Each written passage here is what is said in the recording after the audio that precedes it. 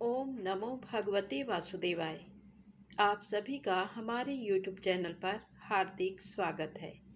आज सुने परूथिनी एकादशी व्रत की पौराणिक कथा। उससे पहले आइए सुनते हैं दृढ़ निश्चयी ब्राह्मण भक्त की बड़ी ही मार्मिक कथा। इस कथा को श्रद्धा भाव से पूरा अवश्य सुनिएगा। तो प्रेम से बोले लक्ष्मी नारायण भगवान की जय हो। कृष्णा नगर के पास एक गांव में एक ब्राह्मण रहते थे। वे पुरोहिती का काम करते थे। एक दिन यजमान के यहाँ पूजा कराकर घर लौटते समय उन्होंने रास्ते में देखा कि एक साग वाली एक ओर बैठी साग बेच रही है। भीड़ लगी है, कोई साग तुलवा रहा है तो कोई मोल कर रहा है। पंडित जी रोज उसी रास्ते जाते और साग वाली को भी वहीं देखते। एक दिन किसी जान पहचान के आदमी को साग खरीदते देखकर वे भी वहीं खड़े हो गए। उन्होंने देखा साग वाली के पास एक पत्थर का बाट है। उसी से वह 5 सेर वाले को 5 सेर और 1 सेर वाले को 1 सेर साग तौल रही है। एक ही बाट सब तौलों में समान काम देता है। पंडित जी को बड़ा आश्चर्य हुआ। उन्होंने साग वाली से पूछा, तुम इस एक ही पत्थर के बाट से कैसे सबको तौल देती हो? क्या सबका वजन ठीक उतरता है? पंडित जी के परिचित व्यक्ति ने कहा, हाँ पंडित जी, ये बड़े अचरज की बात है। हम लोगों ने कई बार इससे लिए हुए साग को दूसरी जगह तौलकर आजमाया, पूरा वजन उतरा। पंडित जी ने कुछ रुककर साग वाली से कहा, बेटी ये पत्थर मुझे दोगी क्या? साग वाली बोली, नहीं बाबा जी, तुम्हें नहीं दूंगी। मैंने बड़ी कठिनता से इसको पाया है। मेरे सेर बटखरे खो जाते तो घर जाने पर माँ और बड़े भाई मुझे मारते। 3 वर्ष पहले की बात है। मेरे बटखरे खो गए। मैं घर गई तो बड़े भाई ने मुझे बहुत मारा। मैं रोती रोती घाट पर आकर बैठ गई और मन ही मन भगवान को पुकारने लगी। इतने में ही मेरे पैर के पास ये पत्थर लगा। मैंने इसको उठाकर ठाकुर जी से कहा, महाराज मैं तौलना नहीं जानती, आप ऐसी कृपा करें जिससे इसी से सारे तौल हो जाएं। बस तब से मैं इसे रखती हूँ। अब मुझे अलग अलग बटखरों की ज़रूरत नहीं होती, इसी से सब काम निकल जाता है। बताओ तुम्हें कैसे दे दूं? पंडित जी बोले, मैं तुम्हें बहुत से रुपए दूंगा। तब साग वाली ने कहा, कितने रुपए दोगे तुम? क्या मुझे वृंदावन का खर्च दे दोगे? सभी लोग वृंदावन गए हैं, मैं ही नहीं जा सकी हूँ। ब्राह्मण ने पूछा, कितने रुपए में तुम्हारा काम होगा? तब साग वाली ने कहा, पूरे 300 रुपये चाहिए। तो ब्राह्मण बोले, अच्छा ठीक है बेटी, ये तो बताओ तुम इस शिला को रखती कहाँ हो? तो साग वाली ने कहा, इसी टोकरी में रखती हूँ बाबा जी, और कहाँ रखूँगी? ब्राह्मण घर लौट आए और चुपचाप बैठे रहे। तो ब्राह्मणी ने अपने पति से पूछा, ऐसे उदास से क्यों बैठे हैं? देर जो हो गई है? तो ब्राह्मण ने कहा, आज मेरा मन खराब हो रहा है, मुझे 300 रुपये की ज़रूरत है। तो स्त्री ने कहा, इसमें कौन सी बड़ी बात है, आपने ही तो मेरे गहने बनवाए थे। विशेष ज़रूरत हो तो ले लीजिए, इन्हें ले जाइए, जो होना होगा तो फिर हो जाएगा। इतना कहकर ब्राह्मणी ने गहने उतार कर दे दिए। ब्राह्मण ने गहना बेचकर रुपए इकट्ठा किया और दूसरे दिन सवेरे साग वाली के पास जाकर उसे रुपए गिन दिए और बदले में उस शिला को ले लिया। गंगा जी पर जाकर उसको अच्छी तरह धोया और फिर नहा धोकर वे घर लौट आए। इधर पीछे से एक छोटा सा सुकुमार बालक आकर ब्राह्मणी से कह गया, पंडिताइन जी, तुम्हारे घर ठाकुर जी आ रहे हैं, घर को अच्छी तरह झाड़ बुहार कर ठीक करो। सरल हृदया ब्राह्मणी ने घर साफ करके उसमें पूजा की सामग्री सजा दी। ब्राह्मण ने आकर देखा तो उन्हें अचरज हुआ। ब्राह्मणी से पूछने पर उसने छोटे बालक के आकर कह जाने की बात सुनाई।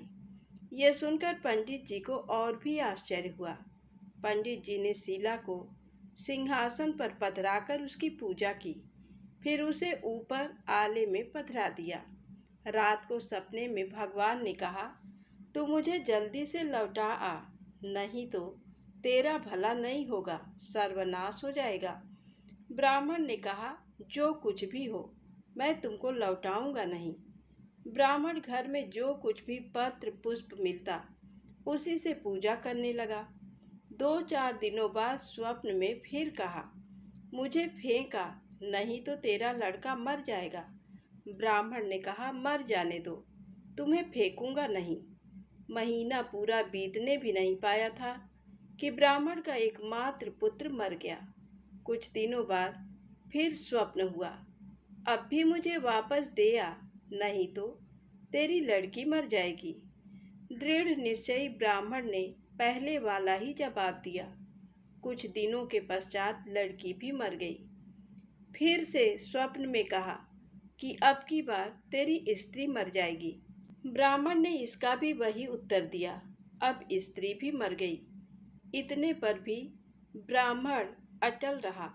लोगों ने समझा ये पागल हो गया है। कुछ दिन बीतने पर स्वप्न में फिर कहा गया, देख, अब भी मान जा, मुझे लौटा दे, नहीं तो 7 दिनों में तेरे सिर पर बिजली गिरेगी। ब्राह्मण बोले, गिरने दो, मैं तुम्हें उस साग वाली की गंदी टोकरी में नहीं रखने का। ब्राह्मण ने एक मोटे कपड़े में लपेटकर भगवान को अपने माथे पर मजबूत बांध लिया। ये सब समय यूं ही उन्हें बांधे रखते। कड़कड़ाकर बिजली कौंधती, नजदीक आती पर लौट जाती। अब 3 दिन ही शेष रह गए। एक दिन ब्राह्मण गंगा जी के घाट पर संध्या पूजा कर रहे थे कि 2 सुंदर बालक उनके पास आकर जल में कूदे। उनमें एक सांवला था, दूसरा गोरा। उनके शरीर पर कीचड़ लिपटा था। वे इस ढंग से जल में कूदे कि जल उछलकर ब्राह्मण के शरीर पर पड़ा। ब्राह्मण ने कहा, तुम लोग कौन हो भैया? कहीं इस तरह जल में कूदा जाता है? देखो, मेरे शरीर पर जल पड़ गया। इतना ही नहीं, मेरे भगवान पर भी छींटे पड़ गए। देखते नहीं, मैं पूजा कर रहा था। बच्चों ने कहा, ओहो, तुम्हारे भगवान पर भी छींटे लग गए। हमने देखा नहीं बाबा, तुम गुस्सा ना होना। पंडित जी ने कहा, नहीं भैया, गुस्सा कहाँ होता हूँ। बताओ तो, तुम किसके लड़के हो? ऐसा सुंदर रूप तो मैंने कभी नहीं देखा। कहाँ रहते हो? आहा, कैसी अमृत घोली मीठी बोली है। बच्चों ने कहा, बाबा, हम तो यहीं रहते हैं। तो पंडित जी बोले, भैया, क्या फिर भी कभी मैं तुम लोगों को देख सकूंगा? बच्चों ने कहा, क्यों नहीं बाबा, पुकारते ही हम आ जाएंगे। पंडित जी के नाम पूछने पर उन्होंने कहा, हमारा कोई एक नाम नहीं है। जिसका जो मन होता है उसी नाम से वह हमें पुकार लेता है। सांवला लड़का इतना कहकर बोला, ये लो मुरली, जब भी जरूरत हो तब इसे बजाना, बजाते ही हम लोग आ जाएंगे। दूसरे गोरे लड़के ने एक फूल देकर पंडित जी से कहा, बाबा, इस फूल को अपने पास रखना, तुम्हारा मंगल होगा। वे जब तक वहां से चले नहीं गए, ब्राह्मण अपलक उनकी ओर आंखें लगाए देखते रहे और मन ही मन सोचता रहा, आहा, कितने सुंदर हैं दोनों, क्या कभी फिर इनके दर्शन होंगे? ब्राह्मण ने फूल देखकर सोचा, फूल तो बहुत बढ़िया है, कैसी मनोहर सुगंध आ रही है इसमें, पर मैं इसका क्या करूँगा और रखूँगा भी कहाँ? इससे अच्छा है राजा को ही दे आऊँ। नई चीज है, वह राजी होगा। ये सोचकर पंडित जी ने जाकर फूल राजा को दे दिया। राजा बहुत प्रसन्न हुए। उन्होंने उसे महल में ले जाकर बड़ी रानी को दिया। इतने में ही छोटी रानी ने आकर कहा, मुझे भी एक ऐसा ही फूल मंगवा दो, नहीं तो मैं डूब मरूंगी। राजा दरबार में आए और सिपाहियों को उसी समय पंडित जी को खोजने भेजा। सिपाहियों ने ढूंढते ढूंढते जाकर देखा, ब्राह्मण देवता सिर पर सीला बांधे पेड़ की छाया में बैठे गुनगुना रहे हैं। वे उनको राजा के पास लिवा लाए। राजा ने कहा, महाराज, वैसा ही एक फूल और चाहिए। पंडित जी बोले, राजन, मेरे पास तो वह एक ही फूल था, पर देखिए, मैं कोशिश करता हूँ। ब्राह्मण उन लड़कों को खोजने निकल पड़े। अकस्मात उन्हें मुरली वाली बात याद आ गई। उन्होंने मुरली बजाई। उसी क्षण गौर श्याम जोड़ी प्रकट हो गई। ब्राह्मण रूप माधुरी के पान में मतवाले हो गए। कुछ देर बाद उन्होंने कहा, भैया, वैसा एक फूल और चाहिए। मैंने तुम्हारा दिया हुआ फूल राजा को दिया था। राजा ने वैसा ही एक फूल और मांगा है। गोरे बालक ने कहा, फूल तो हमारे पास नहीं है, परंतु हम तुम्हें एक ऐसी जगह ले जाएंगे जहाँ वैसे फूलों का बगीचा खिला है।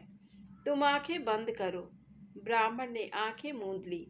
बच्चे उनका हाथ पकड़कर न मालूम किस रास्ते से बात ही बात में कहाँ से ले गए। एक जगह पहुंचकर ब्राह्मण ने आंखें खोली। देखकर मुग्ध हो गए। बड़ा ही सुंदर स्थान है। चारों ओर सुंदर सुंदर वृक्ष, लता आदि पुष्पों की मधुर सुगंध से सुशोभित है। बगीचे के बीच में एक बड़ा मनोहर महल है। ब्राह्मण ने देखा तो वे बालक गायब थे। वे साहस करके आगे बढ़े। महल के अंदर जाकर देखते हैं, सब ओर से सुसज्जित बड़ा ही सुरम्य स्थान है। बीच में एक दिव्य रत्नों का सिंहासन है। सिंहासन खाली है। पंडित जी ने उस स्थान को मंदिर समझकर प्रणाम किया। उनके माथे में बंधी हुई ठाकुर जी की शिला खुलकर फर्श पर पड़ गई। ज्यों ही पंडित जी ने उसे उठाने को हाथ बढ़ाया कि शिला फटी और उसमें से भगवान लक्ष्मी नारायण प्रकट होकर शून्य सिंहासन पर विराजमान हो गए। भगवान नारायण ने मुस्कुराते हुए ब्राह्मण से कहा, हमने तुमको कितने दुख दिए, परंतु तुम अटल रहे।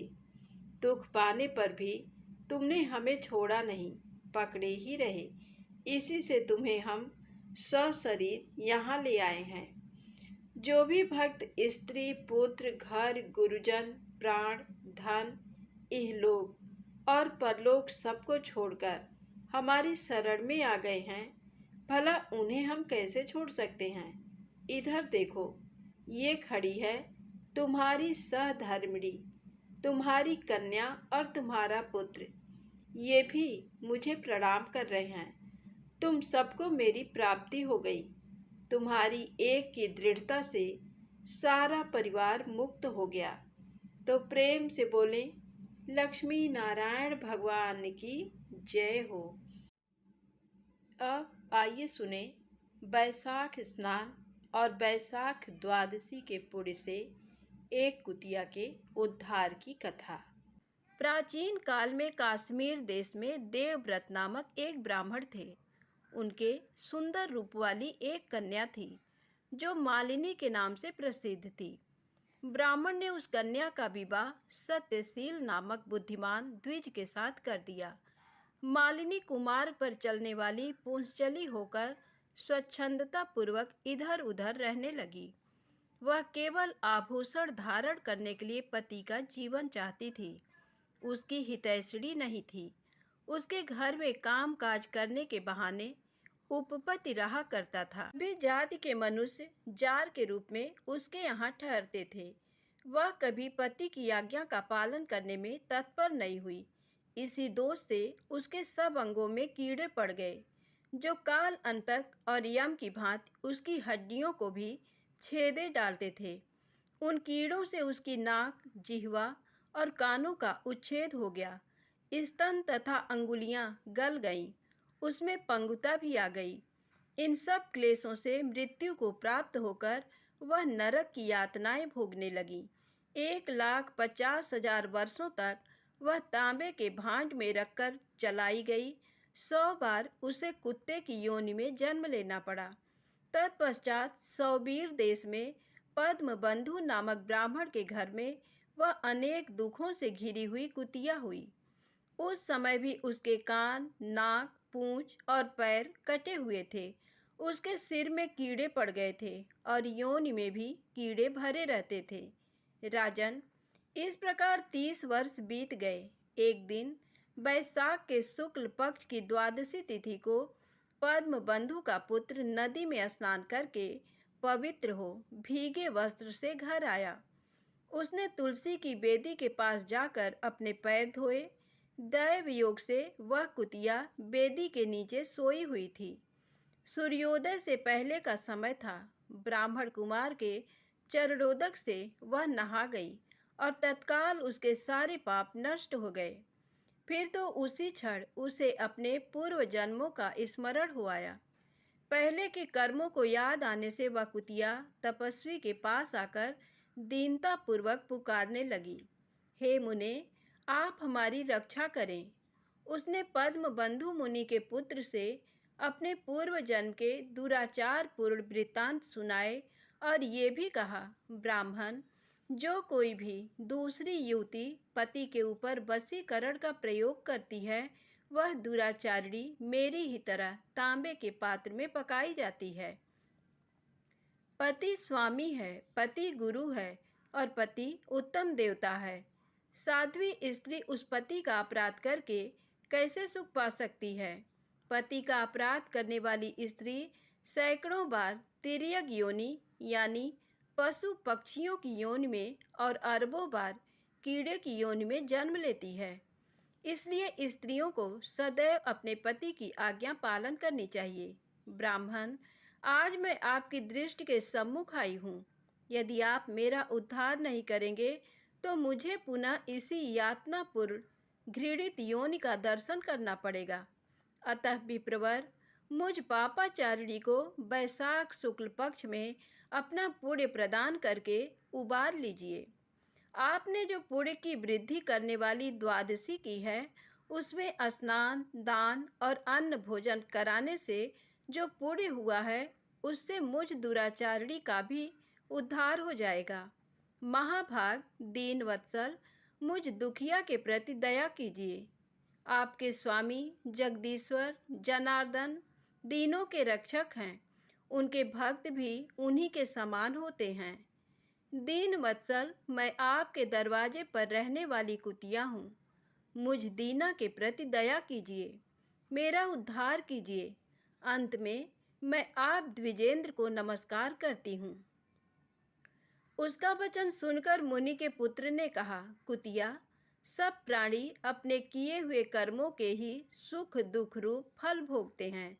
जैसे सांप को दिया हुआ शर्करा मिश्रित दूध केवल विष की वृद्धि करता है, उसी प्रकार पापी को दिया हुआ पुण्य उसके पाप में सहायक होता है। मुनि कुमार के ऐसा कहने पर कुतिया दुख में डूब गई और उसके पिता के पास जाकर आर्त स्वर से क्रंदन करती हुई बोली, पद्म बंधु बाबा, मैं तुम्हारे दरवाजे की कुतिया हूँ। मैंने सदा तुम्हारी जूठन खाई है।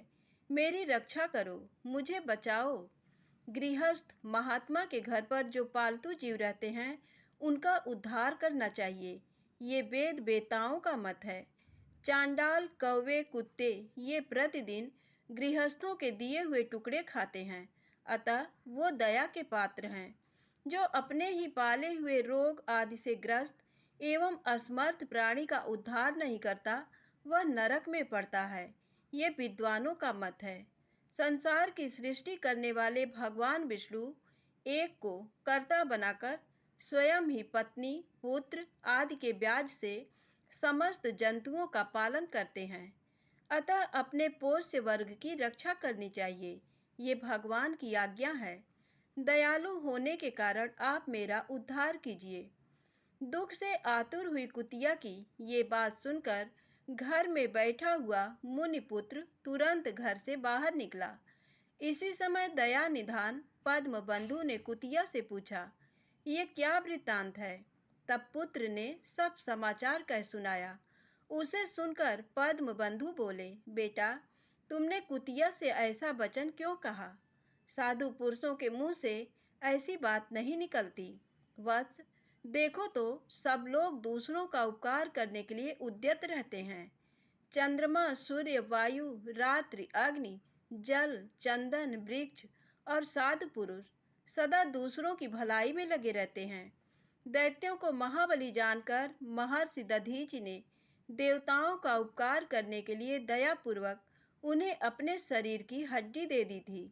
महाभाग, पूर्व काल में राजा शिबी ने कबूतर के प्राण बचाने के लिए भूखे बाज को अपने शरीर का मांस दे दिया था। पहले इस पृथ्वी पर जीमूत वाहन नामक राजा हो गए हैं। उन्होंने एक सर्प का प्राण बचाने के लिए महात्मा गरुड़ को अपना जीवन समर्पित कर दिया था। इसलिए विद्वान ब्राह्मण को दयालु होना चाहिए। क्या इंद्रदेव शुद्ध स्थान में ही वर्षा करते हैं? अशुद्ध स्थान में जल नहीं बरसाते? क्या चंद्रमा चांडालों के घर में प्रकाश नहीं करते? अतः बार बार प्रार्थना करने वाली इस कुतिया का मैं अपने पुड़ियों से उद्धार करूंगा। इस प्रकार पुत्र की मान्यता का निराकरण करके परम बुद्धिमान पद्म बंधु ने संकल्प किया, कुतिया, ले, मैंने द्वादशी का महापुण्य तुझे दे दिया। ब्राह्मण के इतना कहते ही कुतिया ने सहसा अपने प्राचीन शरीर का त्याग कर दिया और दिव्य देह धारण कर दिव्य वस्त्र आभूषणों से विभूषित हो दसों दिशाओं को प्रकाशित करती हुई ब्राह्मण की आज्ञा ले स्वर्ग लोक को चली गई। वहां महान सुखों का उपभोग करके इस पृथ्वी पर भगवान नर नारायण के अंश से उर्वशी नाम से प्रकट हुई। तो बोलिए श्री लक्ष्मी नारायण भगवान की जय हो। अब आइए सुने बरूथनी एकादशी व्रत की पौराणिक कथा। तो प्रेम से बोलें लक्ष्मी नारायण भगवान की जय हो। इस एकादशी के संबंध में पौराणिक ग्रंथों के अनुसार एक बार धर्मराज युधिष्ठिर बोले कि हे भगवान, वैशाख मास के कृष्ण पक्ष की एकादशी का क्या नाम है, उसकी विधि क्या है तथा उसके करने से क्या फल प्राप्त होता है? आप विस्तार पूर्वक मुझसे कहिए, मैं आपको नमस्कार करता हूँ। श्री कृष्ण कहने लगे कि हे राजेश्वर, इस एकादशी का नाम बरूथिनी है। ये सौभाग्य देने वाली, सब पापों को नष्ट करने वाली तथा अंत में मोक्ष देने वाली है। इस व्रत को यदि कोई अभागिनी स्त्री करे तो उसको सौभाग्य मिलता है। इसी बरूथिनी एकादशी के प्रभाव से राजा मांधाता स्वर्ग को गया था। बरूथिनी एकादशी का फल 10,000 वर्ष तक तप करने के बराबर होता है। कुरुक्षेत्र में सूर्य ग्रहण के समय एक मन स्वर्ण दान करने से जो फल प्राप्त होता है, वही फल बरूथिनी एकादशी के व्रत करने से मिलता है। बरूथिनी एकादशी के व्रत को करने से मनुष्य इस लोक में सुख भोग कर परलोक में स्वर्ग को प्राप्त होता है। शास्त्रों में कहा गया है कि हाथी का दान घोड़े के दान से श्रेष्ठ है। हाथी के दान से भूमि दान, भूमि के दान से तिलों का दान, तिलों के दान से स्वर्ण का दान तथा स्वर्ण के दान से अन्न का दान श्रेष्ठ है। अन्न दान के बराबर कोई दान नहीं है। अन्न दान से देवता, पितर और मनुष्य तीनों तृप्त हो जाते हैं। शास्त्रों में इसको कन्या दान के बराबर माना है। बरूथिनी एकादशी के व्रत से अन्न दान तथा कन्या दान दोनों के बराबर फल मिलता है। जो मनुष्य लोभ के बस होकर कन्या का धन लेते हैं, वे प्रलय काल तक नरक में वास करते हैं या उनको अगले जन्म में बिलाव का जन्म लेना पड़ता है। जो मनुष्य प्रेम एवं धन सहित कन्या का दान करते हैं, उनके पुण्य को चित्रगुप्त भी लिखने में असमर्थ हैं। उनको कन्या दान का फल मिलता है। हे राजन, जो मनुष्य विधिवत इस एकादशी को करते हैं, उनको स्वर्ग लोक की प्राप्ति होती है। अतः मनुष्यों को पापों से डरना चाहिए।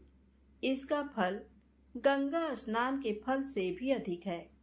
इस व्रत के महात्म को पढ़ने या सुनने से 1000 गोदान का फल मिलता है। अतः हर मनुष्य को इस एकादशी के दिन नियम पूर्वक धर्म आचरण में समय व्यतीत करना चाहिए।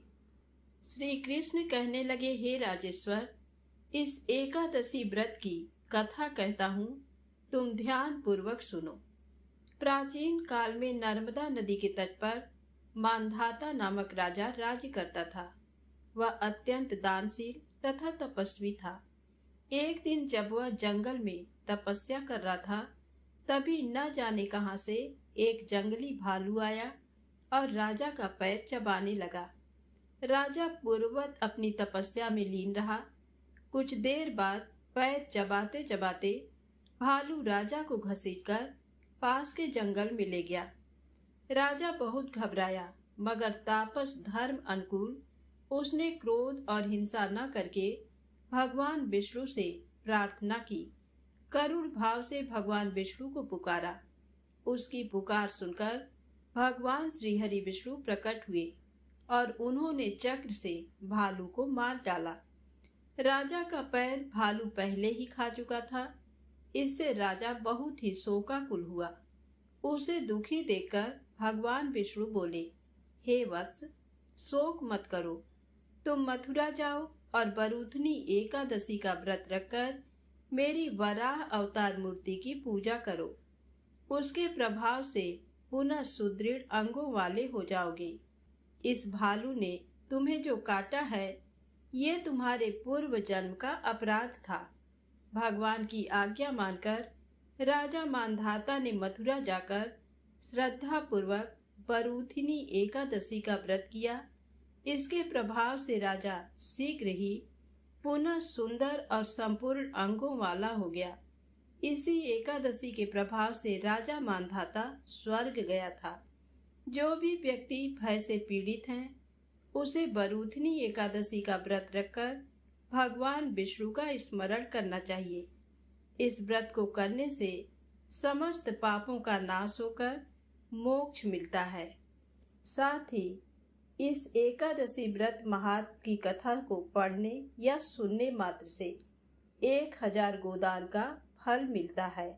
तो प्रेम से बोले, लक्ष्मी नारायण भगवान की जय हो। अब आइए सुने भगवान और भक्त की एक सच्ची कहानी।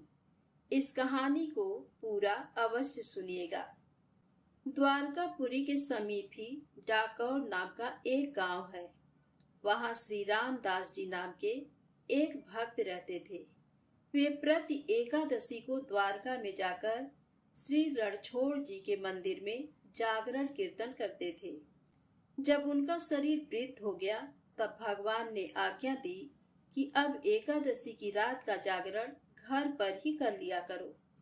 पर उन्होंने श्री ठाकुर जी की ये बात नहीं मानी। भक्त का दृढ़ नियम देखकर भाव में भरकर भगवान बोले, अब तुम्हारे यहाँ आने का कष्ट मुझसे सहन नहीं होता है, इसलिए अब मैं ही तुम्हारे घर चलूंगा। अगली एकादशी को गाड़ी ले आना और उसे मंदिर के पीछे खिड़की की ओर खड़ी कर देना। मैं खिड़की खोल दूंगा, तुम मुझे गोद में भरकर उठा ले जाना और गाड़ी में पधराकर शीघ्र ही चल देना। भक्त श्री रामदास जी ने वैसा ही किया। जागरण करने के लिए गाड़ी पर चढ़कर आए। सभी लोगों ने समझा कि भक्त जी अब वृद्ध हो गए हैं, अतः गाड़ी पर चढ़कर आए हैं। एकादशी की रात भर जागरण हुआ। द्वादशी की आधी रात को वे खिड़की के मार्ग से मंदिर में गए। उनके तन मन में भारी उत्साह था। ठाकुर जी के श्री विग्रह पर से सभी आभूषण उतारकर वहीं मंदिर में रख दिए। उनका सच्चा प्रेम भगवान से था, आभूषणों से क्या प्रयोजन। श्री रणछोड़ जी को गाड़ी में पधराकर चल दिए। प्रातःकाल पुजारियों ने मंदिर खोला तो देखा कि मंदिर सूना उजड़ा पड़ा है। लोग समझ गए कि रामदास गाड़ी लाए थे, वही ले गए। पुजारियों ने पीछा किया। उन्हें आते देखकर श्री रामदास जी ने कहा कि प्रभु, अब कौन उपाय करना चाहिए। तब भगवान ने कहा, मुझे बावली में पधरा दो। भक्त ने ऐसा ही किया और सुखपूर्वक गाड़ी हाँक दी। पुजारियों ने श्री रामदास जी को पकड़ा और खूब मार लगाई। इनके शरीर में बहुत से घाव हो गए। भक्त जी को मार पीट कर पुजारी लोगों ने गाड़ी में तथा गाड़ी के चारों ओर भगवान को ढूंढा, पर वे कहीं नहीं मिले। तब सब पछताकर कहने लगे, इस भक्त को हम लोगों ने बेकार ही मारा। इसी बीच उनमें से एक बोल उठा, मैंने इस रामदास को इस ओर से आते देखा था, इस ओर ये गया था, चलो वहां देखो। सभी लोगों ने जाकर बावली में देखा तो भगवान मिल गए। उसका जल खून से लाल हो गया था। भगवान ने कहा, तुम लोगों ने जो मेरे भक्त को मारा है, उस चोट को मैंने अपने शरीर पर लिया है। अब मैं तुम लोगों के साथ कदापि नहीं जाऊंगा। ये कहकर श्री ठाकुर जी ने उन्हें दूसरी मूर्ति एक स्थान में थी सो बता दी और कहा कि उसे ले जाकर मंदिर में पधराओ। अपनी जीविका के लिए मेरी इस मूर्ति के बराबर सोना ले लो और वापस जाओ। पुजारी लोग लोभवश राजी हो गए और बोले, तौल दीजिए। रामदास जी के घर पर आकर भगवान ने कहा, रामदास, तराजू बांधकर मेरे बराबर सोना तौल दो। रामदास जी की स्त्री के कान में एक सोने की बाली थी। उसी से उन्होंने भगवान को तौल दिया और पुजारियों को दे दिया। पुजारीगण अत्यंत लज्जित हुए और वहां से उठकर अपने घर चले आए। श्री रणछोड़ जी रामदास जी के घर में ही विराजे। इस प्रसंग में भक्ति का प्रकट प्रताप कहा गया है। भक्त के शरीर पर पड़ी चोट को जब प्रभु ने अपने ऊपर ले लिया, तब उनका आयुध छत ये नाम हुआ। भगवान ने भक्त से अपनी एक रूपता दिखलाने के लिए ही चोट सही, अन्यथा उन्हें भला कौन मार सकता है। आज भी श्री रणछोड़ भगवान को पट्टी बांधी जाती है। धन्य है भक्त रामदास। तो प्रेम से बोले, रणछोड़ जी भगवान की जय हो। आप आइए सुने धन समृद्धि प्रदान करने वाली, मनोकामना पूर्ण करने वाली तुलसी माता की पौराणिक कथा। एक बार की बात है, बहुत छोटा सा गांव था। उस गांव में एक ब्राह्मणी अपने बेटा, बहू और बेटी के साथ रहती थी। ब्राह्मणी की बेटी बड़ी ही धार्मिक प्रवृत्ति की थी। उसका नाम सुशीला था। सुशीला की माँ और भाई उसे खूब प्यार से रखते थे, लेकिन उसकी भाभी उसे पसंद नहीं करती थी। वह अपनी सासू माँ से कहती थी कि माँ जी, आप ननद जी से घर का कामकाज क्यों नहीं करवाते? आखिर में तो यही काम आएगा। पराए घर जाएगी तो दुख उठाना पड़ेगा। ससुराल वाले हमें ही ताना देंगे कि हमने इसे घर का कोई कामकाज नहीं सिखाया। तो ब्राह्मणी और उसका पति हंसकर टाल देते कि हमारी तो एक ही लाडली सुशीला है, अपने आप सब सीख जाएगी। सुशीला ने जब से होश संभाला, तभी से वह तुलसी जी को सींचती, दिया बाती करती, रोज 5 परिक्रमा करती, तुलसी जी के 16 श्रृंगार करती, मेहंदी काजल बिंदी लगाती, चुनरी उड़ाती, मिश्री और माखन का भोग लगाती और रोज तुलसी जी के पास 5 भजनों को गाती और तुलसी माता को रोज तुलसी जी के 5 भजनों को गाती। पूजा करने के बाद वह बोलती कि हे तुलसी माँ, सोने के लोटे में जल दो और लड्डुअन का थाल दो।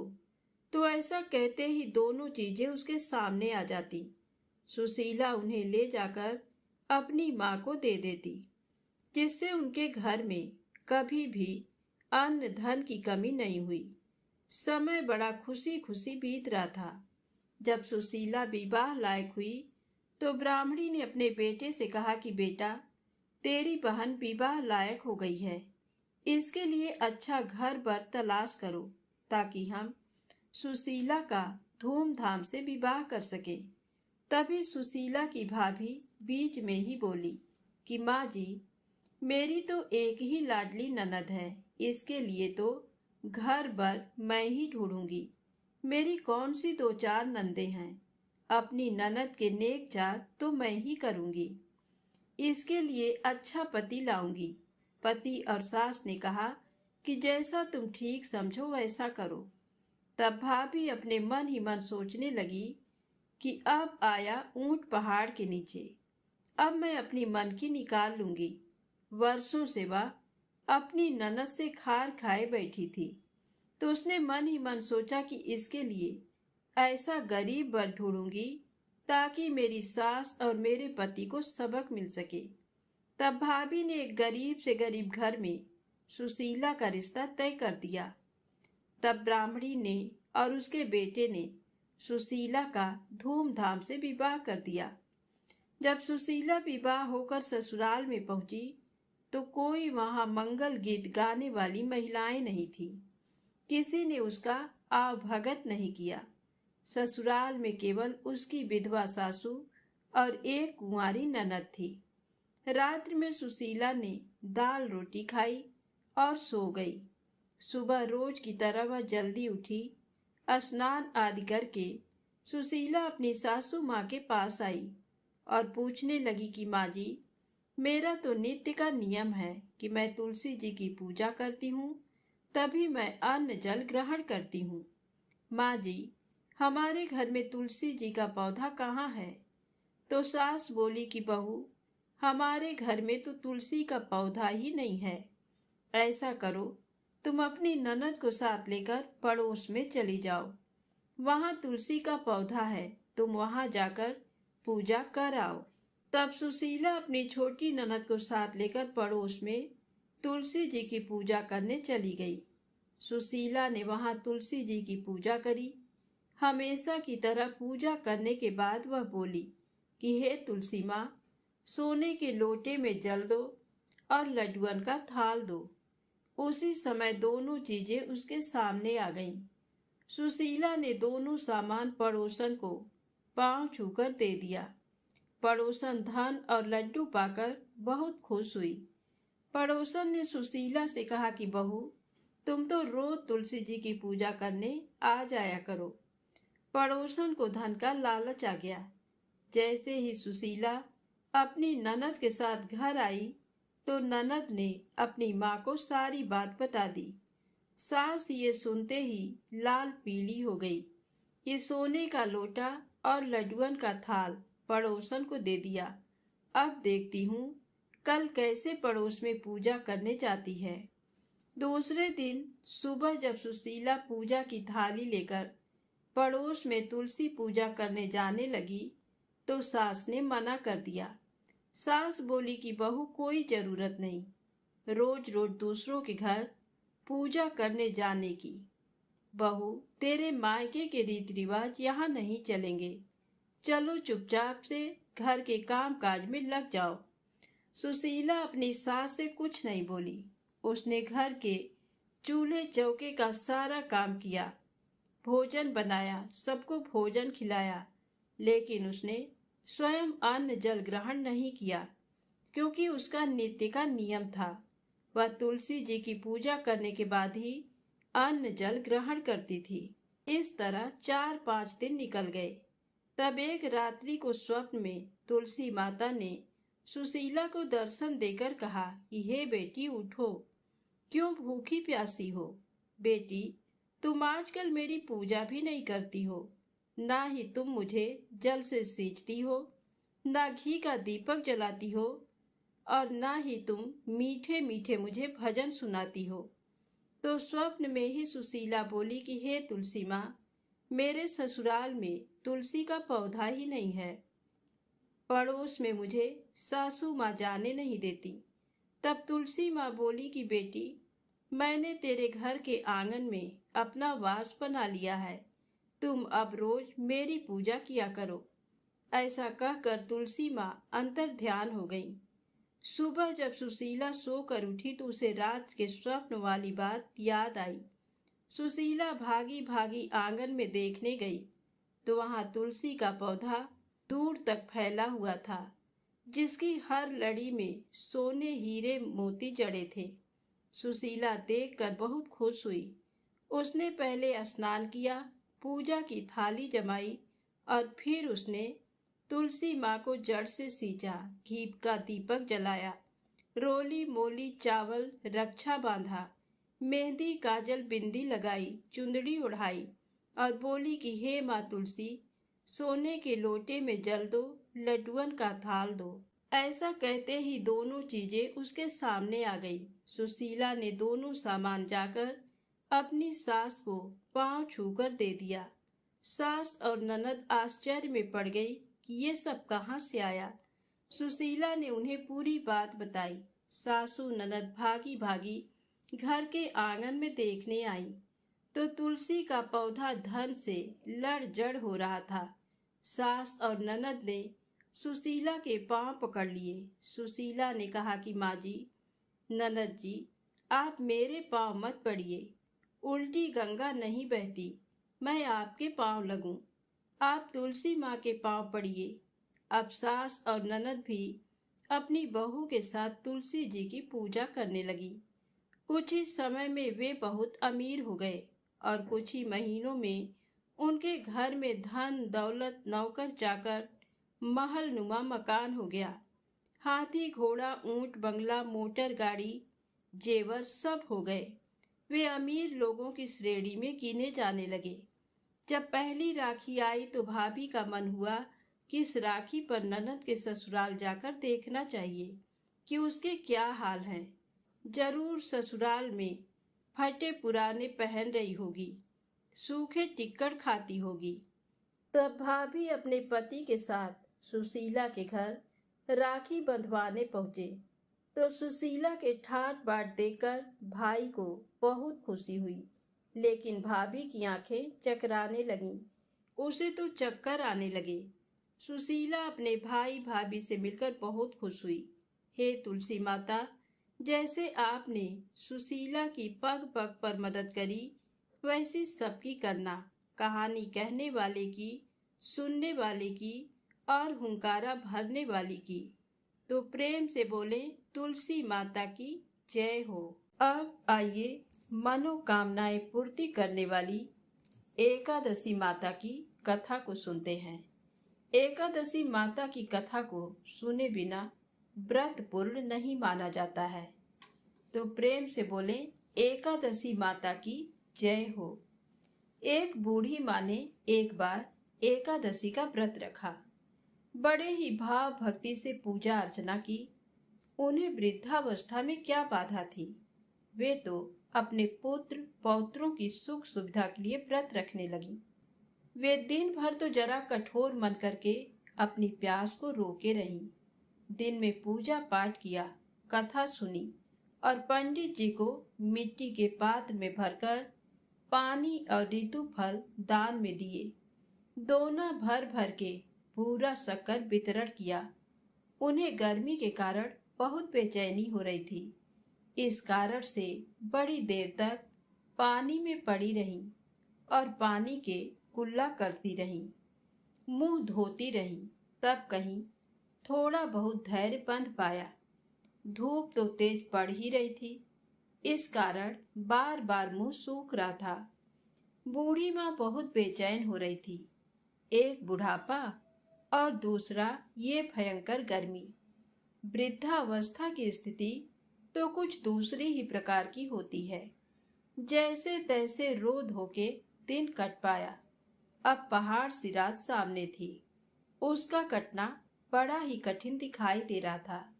खटिया पर पड़े शांति नहीं मिल रही थी। वे बार बार करवट बदल रही थी। अनेक बार वे बाहर जाती और भीतर आती। उन्हें घर के अंदर शांति नहीं थी। वे पड़ी पड़ी एकादशी माता का स्मरण करती रहीं। वे कहती रहीं कि हे माता जी, आप मेरी लाज रखिएगा। आप ही मुझे शक्ति दे दीजिएगा, जिससे मैं भली भांति आपका व्रत कर सकूं और ये पहाड़ सी रात शांतिपूर्वक व्यतीत हो सके। प्यास के कारण बूढ़ी माँ की बेचैनी तो बढ़ ही रही थी। उन्होंने धैर्य रखने का बहुत प्रयास किया, किंतु सहनशीलता की सीमा टूट गई और वे घबराकर एकदम चिल्ला पड़ी। बोली कि बचाओ बचाओ। अम्मा का चिल्लाना सुनकर परिवार भर के नर नारी, बच्चे और पड़ोसी आकर बूढ़ी अम्मा की खटिया के समीप पहुंच गए। सबने पूछा कि अम्मा जी, आपको क्या हुआ? आप क्यों चिल्ला रही हैं? आप इस वृद्धावस्था में ये कठिन व्रत क्यों कर रही हैं? अम्मा जी, शक्ति से ही भक्ति होती है। थोड़ी ही देर में वे फिर से बोली कि अरे, हमारे तो प्राण ही निकले जा रहे हैं। मेरी छाती पर ठंडे पानी का घड़ा रख दीजिए। नातियों ने दादी की छाती पर ठंडे पानी का पात्र रख दिया। तब कहीं उन्हें थोड़ा बहुत आराम मिला और थोड़ी देर के लिए उन्होंने अपनी आंखें बंद कर लीं। एकादशी माता ने सोचा कि ये बूढ़ी अम्मा है तो बहुत कठोर, जरा जाकर उसकी परीक्षा लेना चाहिए। वे आधी रात को मुर्गा बनकर टेर लगाने लगी। मुर्गा की आवाज सुनकर दादी जल्दी से उठी और बाहर जाकर आसमान की ओर देखा, किंतु आसमान में कहीं उन्हें प्रातःकालीन तारा दिखाई नहीं दिया। वे सोचने लगी कि ये मुर्गा क्यों और कैसे बोल गया। उन्हें प्यास तो लग ही रही थी। थोड़ा बहुत उनका मन विचलित होने लगा था, किंतु अंत में उन्होंने दृढ़ निश्चय किया कि मैं अब व्रत को पूर्ण करके ही छोड़ूंगी, चाहे भले ही मेरे प्राण निकल जाएं। ये सोचकर फिर वे खटिया पर शिथिल होकर लेट गईं। थोड़ी ही देर में एकादशी माता ने उनकी फिर से परीक्षा लेनी चाहिए। एक छोटी सी बालिका एक गिलास में शरबत लेकर उनके सिरहाने खड़ी हो गई और जोर से बोली कि दादी जी, सबेरा हो गया है, आप हाथ मुंह धोकर शरबत पी लीजिए। पहले तो शरबत का गिलास देखकर उनका मन विचलित हो गया, किंतु अचानक व्रत का स्मरण हो आया और उन्होंने सोचा कि मैं किसी भी प्रकार से अभी शरबत नहीं पी सकती हूँ, और वे शांति पूर्वक अपनी खटिया पर लेट गई। फिर थोड़ी ही देर में उन्हें ऐसा लगा जैसे किसी ने उन्हें पानी के कुएं में पटक दिया हो। वे बड़ी देर तक उस कुएं में हाथ पांव चलाती रहीं, किंतु उन्होंने अपने मुंह में पानी की एक बूंद भी नहीं जाने दी और वे दृढ़ता पूर्वक अपना व्रत पालती रहीं। थोड़ी ही देर में न जाने कहां से सामने आग जलने लगी, जिससे भारी गर्मी बढ़ने लगी। प्यास के कारण प्राण निकलने लगे, किंतु बूढ़ी अम्मा का कुछ भी नहीं बिगाड़ पाया। वे जहां थीं वहीं मुस्कुराती हुई सी बैठी रहीं। थोड़ी ही देर में बाहर प्रकाश दिखाई देने लगा। ऐसा लगा कि जैसे सवेरा हो गया हो। बूढ़ी अम्मा ने जब बाहर निकलकर देखा तो समझ गई कि अभी सवेरा होने में 3-4 घंटे की देरी है। ये जानकर वे शांति पूर्वक इधर उधर घूमने फिरने लगी। एकादशी माता ये बात अच्छी तरह से समझ गई कि ये बूढ़ी अम्मा किसी भी प्रकार से अपने व्रत से नहीं चल सकती। वे उनके सत्य व्रत को अच्छी तरह से समझ गईं। सवेरा होते ही बूढ़ी माता ने स्नान किया, भगवान का पूजन पाठ किया, एकादशी माता की कथा सुनी, ब्राह्मणों को दक्षिणा देकर भोजन कराया। तब कहीं उन्होंने जल ग्रहण किया। कन्याओं को भोजन कराने के बाद अम्मा ने स्वयं भोजन किया। उस श्रेष्ठ व्रत के प्रताप से बूढ़ी अम्मा की आयु में वृद्धि हो गई। उनका घर परिवार हरा भरा हो गया। घर में अब उनके कोई अभाव नहीं रहा। वे हर तरह के सुख साधनों से संपन्न हो गईं। नाती नातिनों से उनका घर भर गया और वे उसी दिन से 12 महीने की एकादशी का व्रत करने लगीं। एकादशी माता के व्रत के प्रताप से इस संसार में हर प्रकार के सुख भोग कर अंत में बैकुंठ धाम को चली गईं। जैसे एकादशी माता ने बूढ़ी माता और उनके परिवार को हरा भरा किया, ऐसे ही एकादशी माता हम सभी की मनोकामनाओं को पूर्ण करें। तो प्रेम से बोलें, लक्ष्मी नारायण भगवान की जय हो, एकादशी माता की जय हो। अब आइए सुने बड़ी ही सुंदर राधा रानी की सत्य कथा, बरसाने के एक संत की कथा। पुराणों में वर्णित है, यदि राधा रानी की कृपा हो जाए तो श्री हरि की कृपा शीघ्र ही हो जाती है। इसलिए पूरी श्रद्धा, भक्ति और विश्वास के साथ इस कथा को पूरा अवश्य सुनिएगा। तो प्रेम से बोलें, राधे सरकार की जय हो। एक संत बरसाना में रहते थे और हर रोज सुबह उठकर यमुना जी में स्नान करके राधा जी के दर्शन करने जाया करते थे। ये नियम हर रोज का था। जब तक राधा रानी के दर्शन नहीं कर लेते थे तब तक जल भी ग्रहण नहीं करते थे। दर्शन करते करते तकरीबन उनकी उम्र 80 वर्ष की हो गई। आज सुबह उठकर रोज की तरह उठे और यमुना में स्नान किया और राधा रानी के दर्शन को चले गए। मंदिर के पट खुले और राधा रानी के दर्शन करने लगे। दर्शन करते करते संत के मन में भाव आया कि मुझे राधा रानी के दर्शन करते करते आज 80 वर्ष हो गए, लेकिन मैंने आज तक राधा रानी को कोई भी वस्त्र नहीं चढ़ाया। लोग राधा रानी के लिए कोई नारियल लाता है, कोई चुनरियाँ लाता है, कोई चूड़ी लाता है, कोई बिंदी लाता है, कोई साड़ी लाता है, कोई लहंगा चुनरियाँ लाता है, लेकिन मैंने तो आज तक कुछ भी नहीं चढ़ाया है। ये विचार संत जी के मन में आया कि जब सभी मेरी राधा रानी के लिए कुछ ना कुछ लाते हैं तो मैं भी अपनी राधा रानी के लिए कुछ ना कुछ लेकर जरूर आऊँगा। लेकिन क्या लाऊं जिससे मेरी राधा रानी खुश हो जाए। तो संत जी ये सोचकर अपनी कुटिया में आ गए। सारी रात सोचते सोचते सुबह हो गई। उठे, उठकर स्नान किया और आज अपनी कुटिया में ही राधा रानी के दर्शन पूजन किए। दर्शन के बाद बाजार में जाकर सबसे सुंदर वाला लहंगा चुनरिया का कपड़ा लाए और अपनी कुटिया में आ करके अपने ही हाथों से लहंगा चुनरिया को सीला और सुंदर से सुंदर उस लहंगा चुनरिया में गोटा लगाए। जब पूरी तरह से लहंगा चुनरिया को तैयार कर लिया तो मन में सोचा कि इस लहंगा चुनरिया को अपनी राधा रानी को पहनाऊंगा तो बहुत ही सुंदर मेरी राधा रानी लगेंगी। ये सोच करके आज संत जी उस लहंगा चुनरिया को लेकर राधा रानी के मंदिर को चले। मंदिर की सीढ़ियाँ चढ़ने लगे और अपने मन में सोच रहे हैं, आज मेरे हाथों के बनाए हुए लहंगा चुनरिया राधा रानी को पहनाऊंगा तो मेरी लाडली खूब सुंदर लगेंगी। ये सोचते हुए जा रहे हैं। इतने में एक बरसाना की लड़की आई और बाबा से कहती है, बाबा आज बहुत ही खुश हो, क्या बात है बाबा बताओ ना। तो बाबा ने कहा कि लाली आज मैं बहुत खुश हूँ। आज मैं अपने हाथों से राधा रानी के लिए लहंगा चुनरिया बनाया है। इस लहंगा चुनरिया को राधा रानी जी को पहनाऊंगा और मेरी राधा रानी बहुत सुंदर दिखेंगी।